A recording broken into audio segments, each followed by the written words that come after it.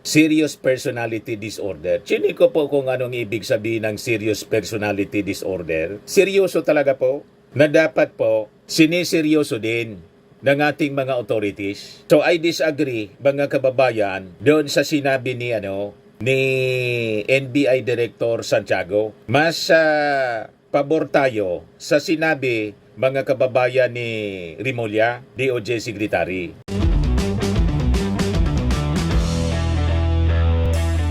Ito naman po yung bago naming product na binibenta online. Eye Glow Serum, whitening po siya. Tingnan ninyo yung epekto sa aking anak na architect before and now. Yung mga inquiries po ninyo, dumiretso na lang kayo sa kanyang Facebook account, Riz Maravillas. May dumagdag, mga kababayan, na senador na nag-react na sa sabi joke lang naman ni Digong na para makaupo yung kanyang mga kandidato sa pagkasenador sa Team Lagim, patayin na lang daw yung 15 mga senador para mabakante. Bombayin yung Senado. Ang unang nag-react na senador, si Risa Ontiveros, kaya lang sabi nga natin sablay.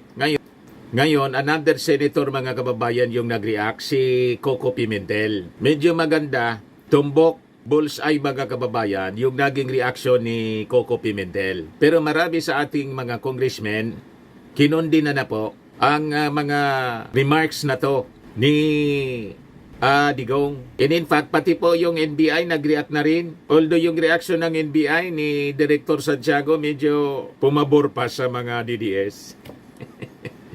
Pumabor pa kay Digong. Pero may magandang reaksyon, mga kababayan. Si Secretary Rimulya, Boying Rimulya, ng Department of Justice, DOJ. Pero unahin ko muna, mga kababayan, itong sinabi ni Coco Pimentel. Ayan po, sabi dito sa report ng Inquirer, Pimentel airs sentiments on ex-President Duterte's kill senator's remark. Hindi rin nagustuhan, mga kababayan, ni Pimentel yung mga sinabi ni Digong at dinescribe niya ang dating Pangulo na may personality disorder. Sabi po ni Coco Pimentel, I think ito yung napakagandang description niya. It might be a worrying sign of a serious personality disorder if an individual keeps on mentioning death and killing at any given chance. Sabi po ni Pimentel. Sabi dito sa balita ng Inquirer, while he did not specifically pertain to anyone, Pimentel brought this matter up when he was asked to comment on former President Rodrigo Duterte's joke about killing 15 senators to make way for his Senate candidates. Sa kanyang text message, mga kababayan, sa mga reporters, sabi po ni Pimentel, he is leaving it to the authorities to do their work in address Duterte's remark. Let the Department of Justice at saka yung National Bureau of Investigation do their work. They should know if given the facts whether a crime has been committed or not. If there is no crime whatsoever, then let us drop the issue. Paliwanag, mga kababayan, ng senador, a person obsession with the topic of death and killing, mentioning it every time he or she speaks is a worrying sign of a serious personality disorder. Tingin ninyo, mga kababayan, sa pananaw ni Pimentel na si Digong daw may personality, seryoso pati.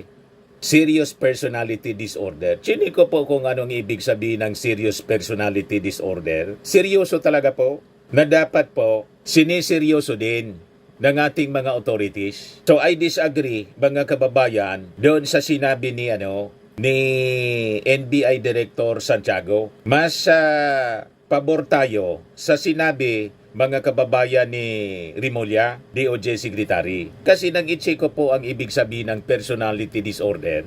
Serious personality disorder. Peligroso po. Sabi dyan, a personality disorder, Wikipedia to is a mental health condition that involves long-term pattern of thinking, feeling and behaving that are different from what's considered normal.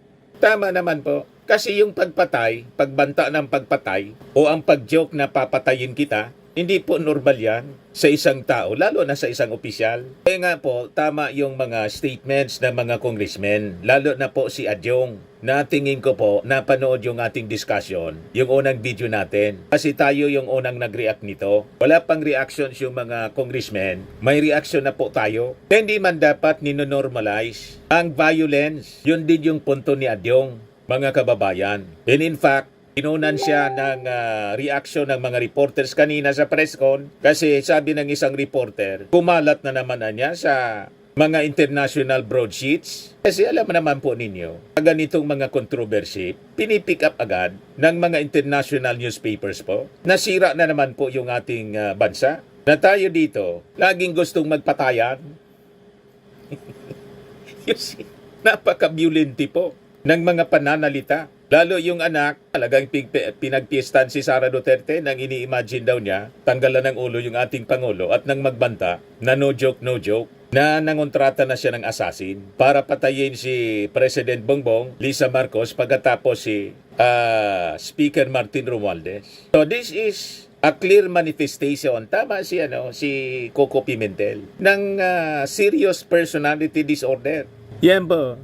These patterns can cause distress or impairment. Ang mga characteristics mga kababayan ay rigid thinking, matigas. Matigas ang personality. Si Digong yun ang kanyang pinoproject na siya ay maisog. Pati si Sara, pati yung kanyang mga followers. Although yung kanyang mga followers, lalo na yung mga fake news peddlers, ayun, naduwag po, nagtakbuhan po sa Supreme Court. Imbes na harapin, sila pa yung naghamon, di ipatawagan niya ng Kongreso, nang ipatawag po, nagtakbuhan sa papuntang Supreme Court. You see? So rigid, mag-isip. People with personality disorders may have more rigid thinking and reacting behaviors. Yung mga tao ba, mga kababayan, na konting bagay lang, gustong manakit, ayun, yun ang ibig sabihin, mga kababayan nito. Yan o, isa pa, impulsive actions. People with personality disorders may act impulsively. Nakita mo yung mag-ama po? Impulsive. Naman na kay Digong, yung mga pag-uugali ni Sara, impulsive po. Ang bilis niya mag-tantrum. Kaya nga po, ito yung naging first article sa impeachment, yung pagbabanta sa ating Pangulong Bongbong. So hindi siya mag-isip. Outright, nagbanta kaagad. Ang trigger po, yung pinatawag po, yung si Sulaika Lopez, yung chief of staff niya, yun ang nakatrigger doon kay Sara Duterte. Then, difficulty relating. People with personality disorders may have difficulty relating to others. Then, another characteristic mga kababayan, unhealthy behaviors. People with personality disorders may have unhealthy and inflexible thoughts and behaviors. Kaya matagal ko nang sinasabi dito po, lalo na kay Sara Duterte at pati yung ama, dahil sa kanya pong dinescribe ni Coco Pimentel na sa tingin ko may serious personality disorders. Kailangan talaga ng professional help nitong mag-amang ito. Kaya lang, sa kaso ng tatay, parang wala pong irerespetong doktor. Baka yung doktor, yung mapagbuntunan. Kawawa naman yung psychiatrist sa limbawa na titingin kay Digong. Di ba? So kailangan talaga ng strong condemnation mula sa Senado. Kaya lang, dadalawa pa lang po yung nag-react. Mas marami pa yung mga congressmen na nag-react po kaysa sa mga senador. Butit nag-react na ngayon si Coco Pimentel. Yung reaction pa naman po ni NBI Director Jimmy Santiago, medyo sablay. Ginamit tuloy ngayon na propaganda ng mga DDS. Ito yung reaction ni Santiago. Pakinggan po ninyo. NBI Director. Administration, noon si President Duterte na laging ganyan, puro patayan, na pagka sinira nyo ang mga kabataan ng bayan, papapatay kita, papatayin kita. Yung mga ganun ba salita ni Presidente, during the past administration, binabite yun ng ating mga mamamayan. No? But then, time has changed. Tignan natin, ang mamamayan, kung babite pa rin yun, na patayan pa rin. No? Pero yun nga, nakikita ko, rhetorics lang yan. Part lang ng kanilang political propaganda.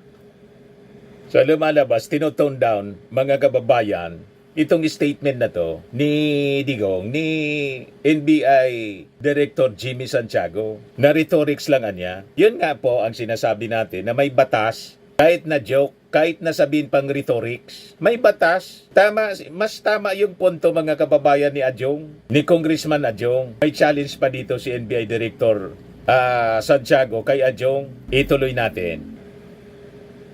Alam nyo, ang binantaan, 15 senador. Hindi natin malaman kung sino to sa sitting senators o yung bang kakandidato na senators. Tapos, mawalang galang na si Congressman Adjong at sa iba pa na congressman natin, nag-i-instigate sila na mag-imbestiga ang NBI. Hindi naman sila yung tinatakot, yung mga senador. Dapat yung mga senador, kung sino man, silang magreklamo. Kung alam nila na sila yung tinatakot na ipapapatay. Yung mga nagsasabi din po na may ginawa pong aksyon ng NBI yung kung kay VP Sara naman po. Agad pong nagkaroon ng effort ng NBI para imbestigahan po ito at nawi na po sa pagpapile ng kaso. Uh-huh. So, ano naman po silang kaibahan po nito? Dito kay PR? Masyadong magkaiba, no? The joke of President Digong was delivered in a political rally. Yung pagkaka-deliver naman ni Vice President Sara ay nagpatawag talaga siya ng press con at sinabi pa niya na at pinangalanan niya kung sino yung mga dapat patayin. The President, the First Lady, and the Speaker of the House.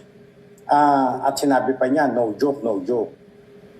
Contrary dito sa deklarasyon ni Presidente Digong, ay kitang-kita ng tao na nagjo-joke lamang siya. Part lamang ng rhetorics ng political speech.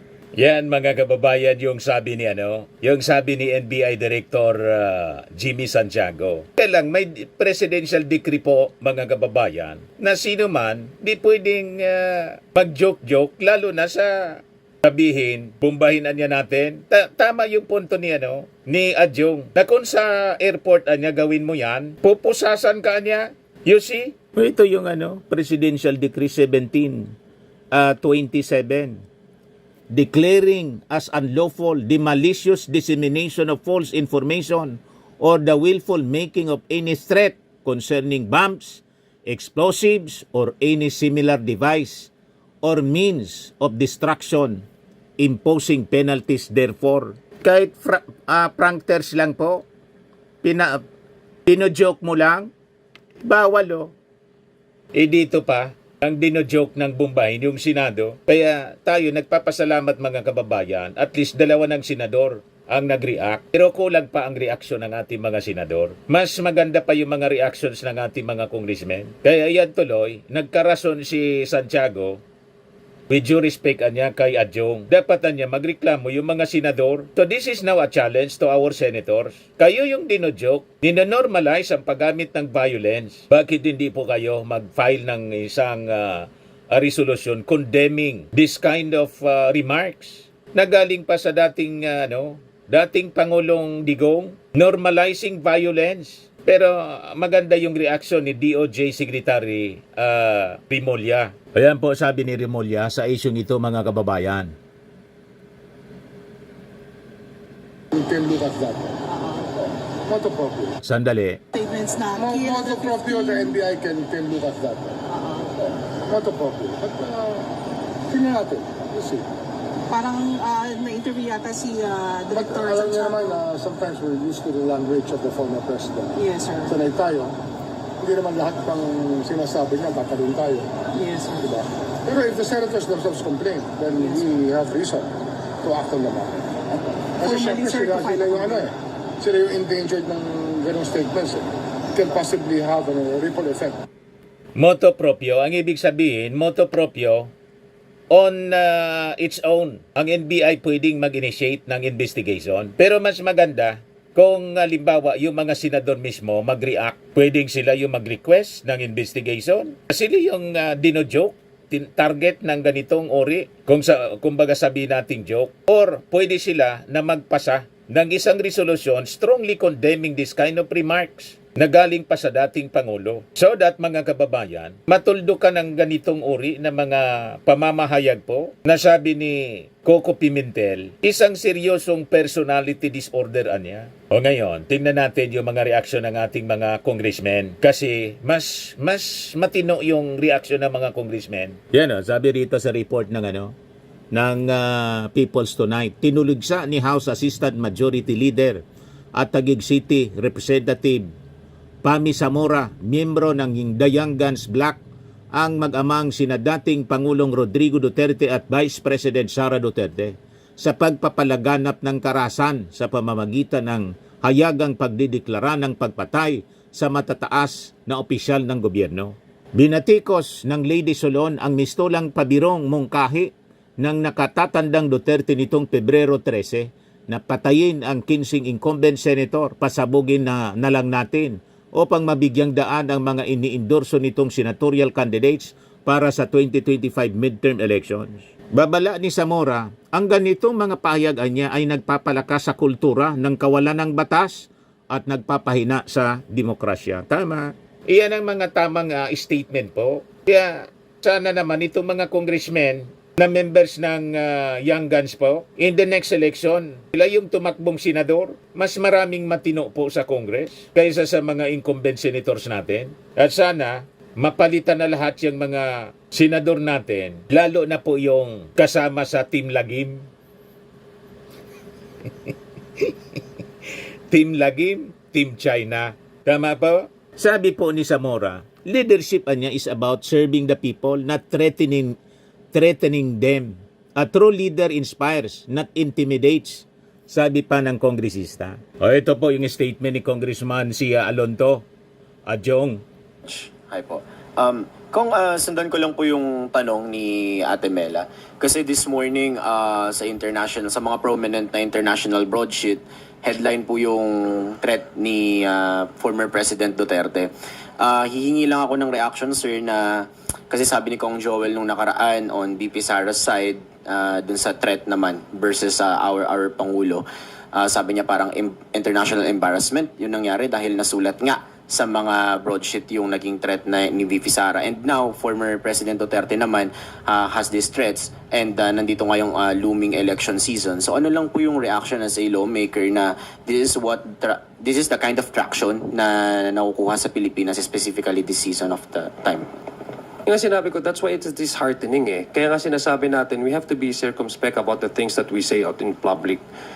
Kasi in the first place, kung naka-attract siya ng negative attention, it's because of the statement in itself is negative.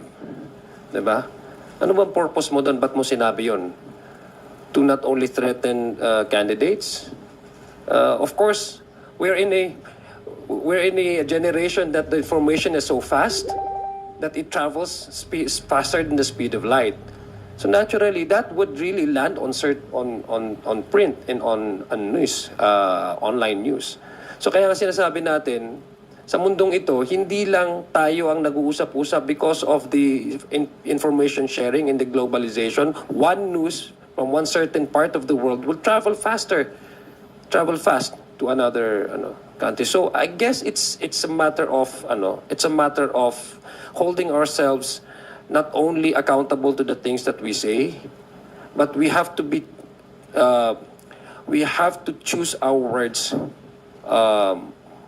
correctly, especially if we have a certain degree of power and influence over a certain group of people. In this case, sa whatever you call it, in whatever angles you may, talagang hindi dapat po natin payagan na mag-normalize yung salitang pagpatay at pagbomba.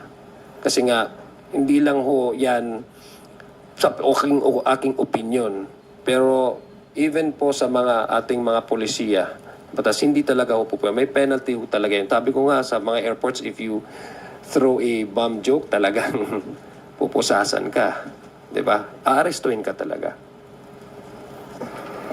Speaking of accountability, purso ko lang yung angle. Do you think it's high time na meron ng pag-iimbestiga na gawin in case na maulit kasi simula pa lang naman to, proclamation rally pa lang yon. And usually ang pattern is that kapag may nag-react katulad nito, may statement kayo na bago, maririnig ng kabilang panig, and then of course they are free to also have their opinions back. Pero in case na ganito yung maging pattern pa rin, dapat ba mas appropriate action ba yung meron talagang cases na ma-file or maimbestigahan na yung ganitong klaseng pagbabanta?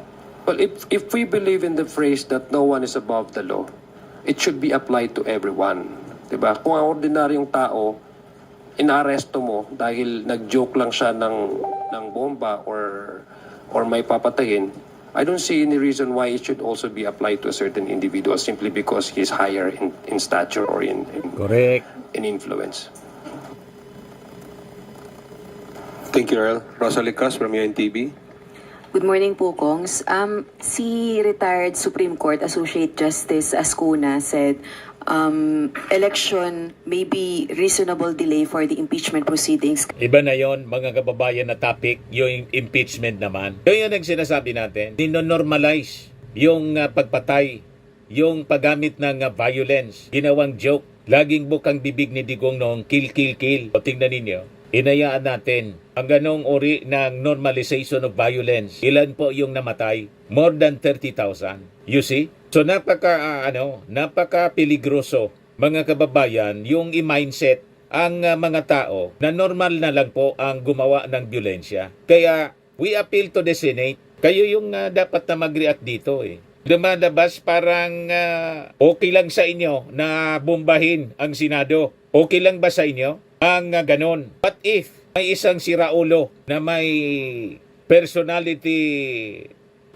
disorder din po, pumatol sa joke ni Digong, anyway niya, ang nagsabi niya, dating Pangulo, bombay natin yung Senado. You see? Kailangan malinaw ang posisyon ninyo. Kay seryoso, kay joke, hindi dapat dino-joke ang ganitong uri ng mga pananalita, paggamit ng violence, pagpatay. So, iintay natin mga kababayan sa mga susunod na araw. Medyo masyadong delayed yung reaction. Mas nauna pa yung ating mga congressmen. Masyadong delayed mag-react yung ating mga senador. Dalawa pa lang sa mga senador, mas marami pa yung mga congressmen na nag-react.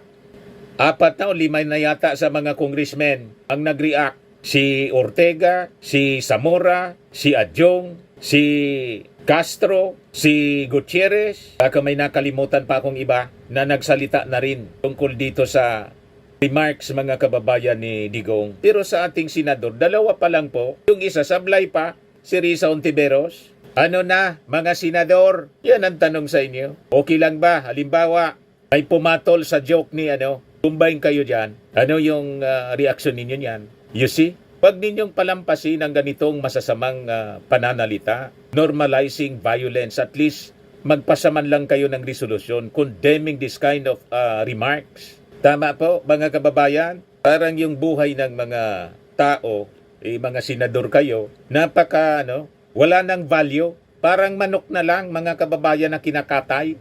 Imagine that. Tapos sabihin ni Bato, joke lang anya yun. Yan todo depensa si Bato. Joke lang yon.